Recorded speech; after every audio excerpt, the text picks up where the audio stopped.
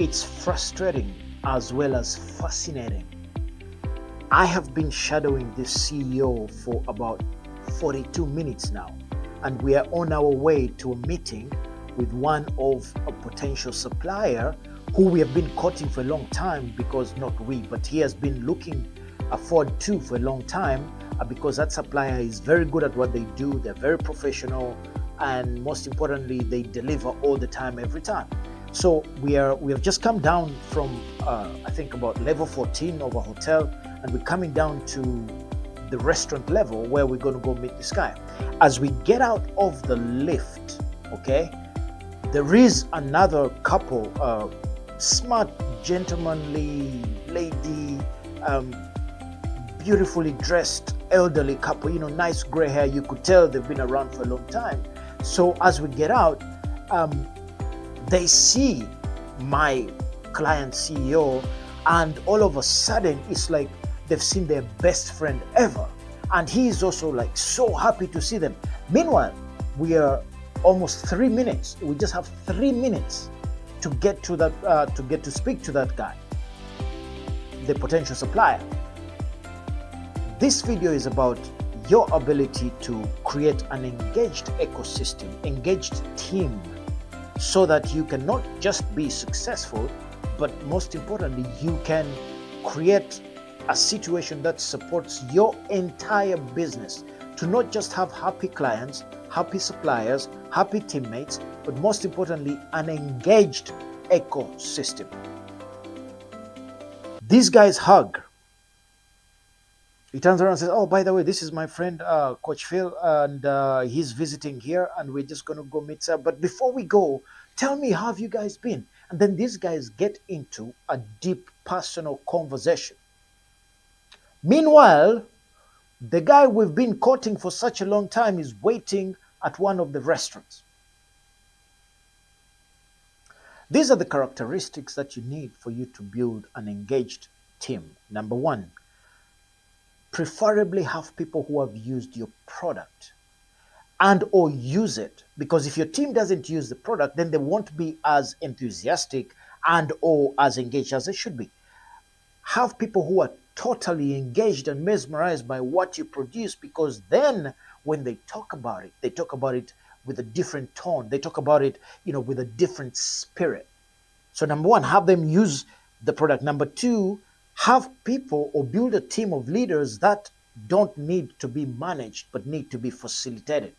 Those are two different things, because as you get better at leading a team, one of the things that keeps coming up for leaders is the complaint about their leadership team. I've got a great team, but they don't execute as well, or they still wait for me on Monday morning. I have 1,000 memos to sign, and every decision has got to wait for me.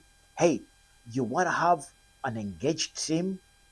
Have people on your team who don't need to be managed but need to be facilitated. Okay. Next one, have people with good energy, man. I just don't. 18 years, I walk into a company right now and I can tell from the reception, actually from the gate, if there's a gate, to the reception, to how I go into the room, I can tell how well they're doing. I can tell how engaged they are. I can tell how happy they are by the energy. When I meet leadership teams, I will get a feeling of energy. I was helping facilitate for a big supermarket chain here in Connecticut, and in the morning when they were coming in, they didn't know who I was, but I was watching. Why? I like to watch and get a feel of what kind of team are we going to engage with. And as they walked in, there was a certain part of the team that was like, "It's a great day." There was another part, the hostage like guys were like, "Oh, what the hell? What are we doing here?" Meanwhile, they were coming in to discuss a change management for the rest of the team, because this is leadership team. They were coming in to discuss change management because they were changing a big part of their store. And there was that that group who were like, "Oh my God, what are we doing here?"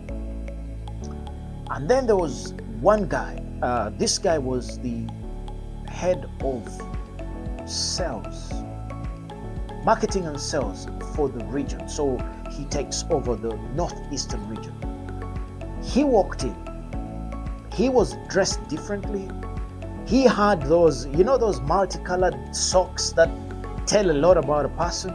He walked in, and when he walked in, it was like, oh man, this is a wonderful place to be. Then you saw me, he says, hi, how are you? He greeted me, and I was like, that is the energy of a leader who's going places. I didn't even know, but I knew that kind of energy is what makes a difference. Have people with great energy, because when they started to speak, every time he spoke, everybody was like, okay, we got to listen because of his energy. Have great people with good energy, then engagement is second nature. Why? Because people are there, they engage, they have good energy, they want to be there. When is the last time you were in a place where the energy was bad? You go home, you're tired, you don't even know why you're tired, simply because you're hanging around with people with bad energy. Next, you want to build a great engaged team? Have people who really, really, really care about human beings, about their friends, about the world, about making the journey beautiful. Have people who really care about the person next door, the person next desk, because when you have that kind of team, engagement is inevitable. Because if you care, you're going to be asking that question every day. What is in it for me? What is in it for my boss? What is in it for the person who uses this product? Because if they care, they will always be asking the question, supposing this person was in my shoes, or if I was in their shoes, how would I show up? How would I perform? What kind of product do I want to put out? Finally, have people who really, really, really appreciate what you produce, whatever service it is. Have people who really appreciate it deep in their heart, deep in their soul, because I had a guy who he was a driver. A driver. He would pick me from the airport, and the first few minutes of pleasantries and stuff like that, and then he would get into the driving education mode, and he would teach me about cars for the next, it usually used to be an hour from the airport to the hotel. He would talk to me about cars and driving and comfort and engine power, and he would talk about it, and he would light up. It was amazing.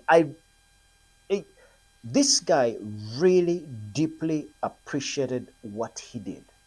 He worked for a company that was a logistics transport company. Have people who really appreciate your offer, and you'd be surprised how engaged the team is going to be. Actually, you won't be surprised, because if you're doing it, you're going to be fine. So guess what? We're still outside of the lift, okay? Now we've run out of time. We have been standing there for 9 minutes, and these three are talking and engaged in such a great conversation.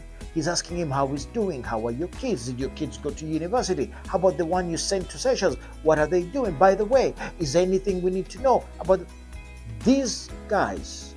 Were having such a deep conversation about their relationship for the last 5 years. It was amazing to watch. I was looking at my clock, my watch, for a little while, until I got to that stage where I thought, you know what, Philip, just enjoy what's going on. And at the end of it, they hugged and said, see you later. And then, my client turned to me and said, those guys are amazing. I said to him, I know, but we're late. He said, no. We're not late. We'll be just in time for our next engagement. We got there. He apologized. And he said, I was talking to so-and-so, and that's why I was delayed. The supplier said, who were you talking to? He said, oh, I was just delayed. He said, oh my God, that is the person who inspired me to do what I do. Wow. Then we got into talking to this supplier guy. The conversation was deep. They shared why they both must succeed. At the end of it, it was like a gentleman's handshake. Of course, there's going to be all these things, but the whole point is, this guy, my client, hadn't gotten successful to where he was by winging it. He was very intentional in building relationships that are deeper, that are engaging, most importantly, that make the other person feel like they're the most important person in the room.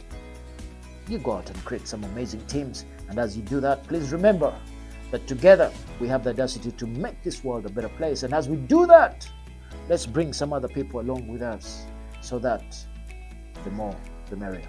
Until next time.